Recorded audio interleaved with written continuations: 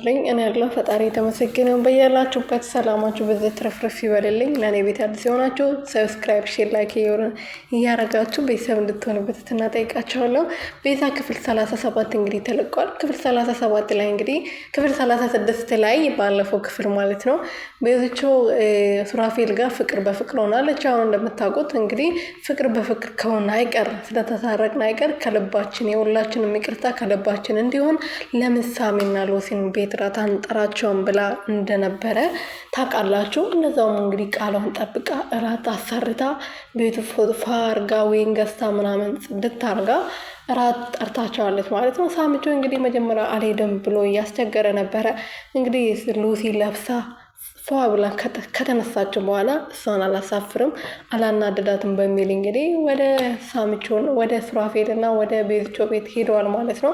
የግብዣውን ራት ተቀብለዋል ማለት ነው። የግብዣውን እንግዲህ ከተቀበለ በኋላ እኔም በጣም ነው የሚያዝናኑኝ ማለት ነው። ደስ ይላል ድራማው ማለት ነው። ቁም ነገርም እንዳለ ሆኖ ያዝናናል። ገባችሁ? እና እዛ ቤት ሄዶ እንግዲህ ፈታ እያሉ ነበረ።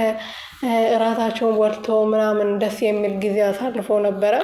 ሳሚ እንግዲህ እኔ እስከዛሬ ጠላትሽም አይደለሁም ወደፊትም አልሆንም። ምክንያቱም ቤዝቾ እስከዛሬ ጠላትነታችን ቀርቶ ዛሬ በፍቅር ስለሆነ እንደዚህ አንድ ላይ ምግብ ስለበላን ራስ አንድ ማዕድ ላይ ስለተቀመጥ ጽዋችን እናንሳ ብላ እንግዲህ ወይን ቼርስ ሲያደርጉ እኔ በፊትም አይደለሁም አሁንም አይደለሁም እኔ ጠባቂሽ ነኝ ብሎ ነበር ስመልስላት የነበረው።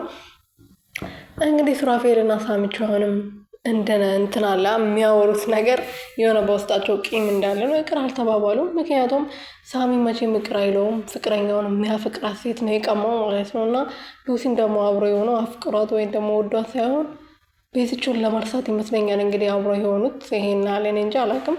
ለማንኛውም ሉሲዬ በጣም ነው የምታሳዝነው። በጣም ደስ ትለኛለች። አነጋገሮቿ ምናምን ፈታ ነው የምታደርገው። እና እንግዲህ ለምንድን ነው ምን እላችሁ ፈልጌ ነው ሌላ ነገር መሰላቸው ሱራፌልና ሳሚ አልታረቁም። አሁንም እንግዲህ ወዳጄ ሲባባሉ ምንድነው ወዳጄ የምትባባሉት?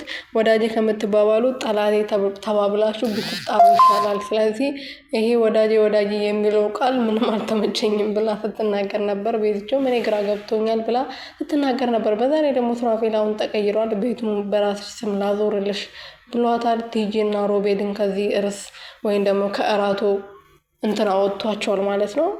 ዋና ነገራኛውና ዋና ሴራ እያሴሩ ያሉት ሮቤልና ቲጂ ስለሆኑ ማለት ነው። ሱራፌል እንግዲህ እኔ የምሬን ነው ምንም አላመንኩትም። እውነቱን ሊሆን ይችላል ፍቅሩ ግን እውነት አይመስለኝም። እንደዚህ ሳይሆን ምንም ትክክል አይደለም። የሆነ ነገር እያሴረ ይመስለኛል። ቤዝቾ ላይ እውነት ላይ ወዳት ይችላል። ግን ይሄና ለምን እንደዚህ እንደሆነ እንዳለ ምንም እየገባኝ አይደለም። ለማንኛውም የውድ ቤተሰቦች ቀጣዩን ክፍል ደግሞ አብረን የምናየው ይሆናል። ሱራፌልና ቤዝቾ እንደዚህ ቀጥሎ ሆኖ ወይም ደግሞ ምን አይነት ጉድ ተሰማ ይሆን አላቅም። በጣም ምርጥ ድራማ ነው፣ ተከታተሉት። በታይ ደግሞ አሁን በየቀኑ እየተለቀቀ ነው። ትናንትም ከትናንት ወዲያም ተለቋል። ዛሬም ሊለቀቅ ይችላል። ለማንኛውም ቤተሰቦች እየወዳቸዋለሁ። ይህን ቻናል ሰብስክራይብ እያረጋቸው አበረታቱኝ ውዶቼ።